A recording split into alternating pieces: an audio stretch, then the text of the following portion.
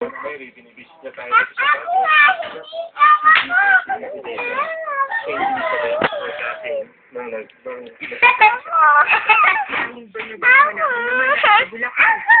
Akalain sa pagbisita niya sa Baguio ay saktong dumating ang Lady of Malawag.